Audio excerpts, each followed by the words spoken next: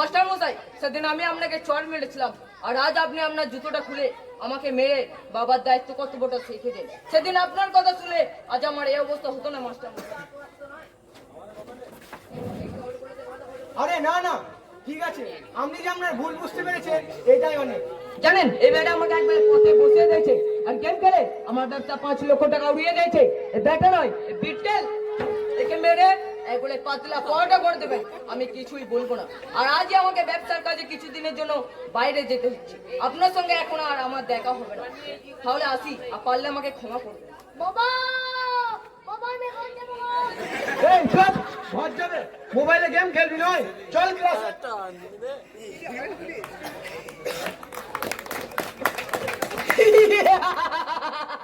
এবার চলে যাবো আমি দুবাই। সবাইকে টাটা বাই বাই, আমাকে ধরার কেউ নাই। আমি আছি রাসিং, তোমার খেলা শেষ। কে রে বেটা তুই? রাসিং এর খেলা শেষ করতে এসেছিস? প্রেমরাজ ইন্দ্র। ও প্রেমরাজ, তার মানে তুই এখনো মরি না? তাহলে তুই ওদের মতো মায়ের ভোগে চলে যা রে। ওকে, বন্ধুকে গুলি। তোমার বন্ধুকে গুলি সব আমার হাতে মুঠোয়। তুমি যাকে ভিকি বলে চিনতে, সে আসলে সিআইডি অফিসার হিমাংশু বোস। ভিকি সালা নিমো খারাম। বেশ বেশ, আপনি আমাকে যখন বেঁচেই আছেন, আপনি তা আমাকে বলুন কোথায় পাঠাবেন, ওই তিহার জেলে নাকি বাংলা জেলে? আপনি বড় ওই বাংলা জেলেই পাঠান, ওখানে বেশি জামাই আদরটা পাওয়া যাবে তো নাকি? হ্যাঁ, ভেকে ভেকে আমি দেখছি রাতে ইউ আর এনকাউন্টার।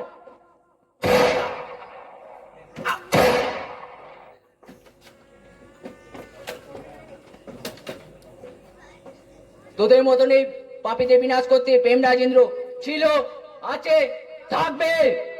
यदा यदा हि धर्मस्य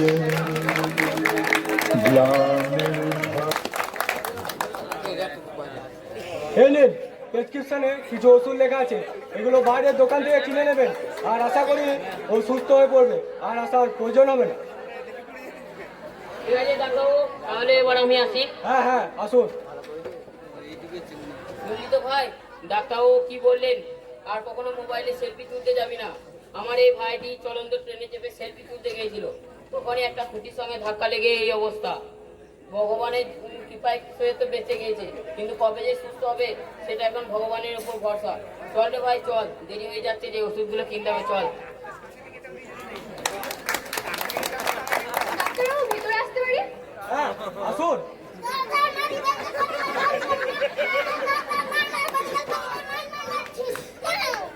কোথা থেকে আসছে? রামহরিপুর। রামহরিপুর? ও হ্যাঁ, বোন আপনার কথা আমাকে ফোনে জানালো।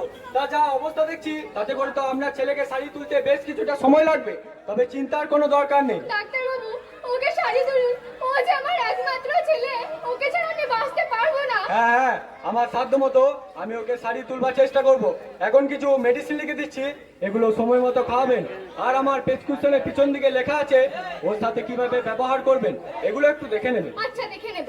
শুধু আপনার ছেলেই নয়, অসংখ্য ছেলে এখন মোবাইলে ভিডিও গেম খেলে আরো সোশ্যাল মিডিয়ায় বিভিন্ন ধরনের ভিডিও দেখে প্রবল আসক্ত হয়ে পড়েছে।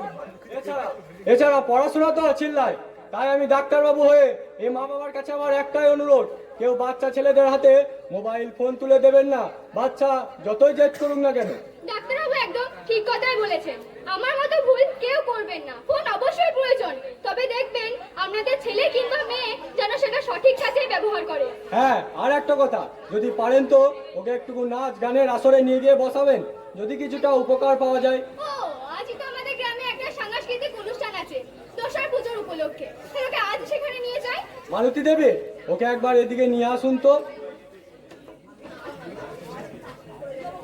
অত্যাধুনিক কথার ছোঁয়ায় বিলাসী জীবন পেতে মানুষ আজ মরিয়া, মানুষ আজ অসহায় ভাবে ছুটে চলেছে তাদের ওই মিথ্যা মরিচিকার পানে। তাদের এই ইঁদুর দৌড়ে শিশুরাও হারিয়ে ফেলছে তাদের শৈশব।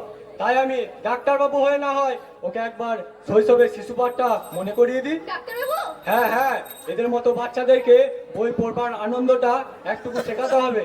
নে বাবু, বল তো দেখি একবার। অয়ে অজগর আসছে তেরে, আয়ে আমটি খাবো পেরে,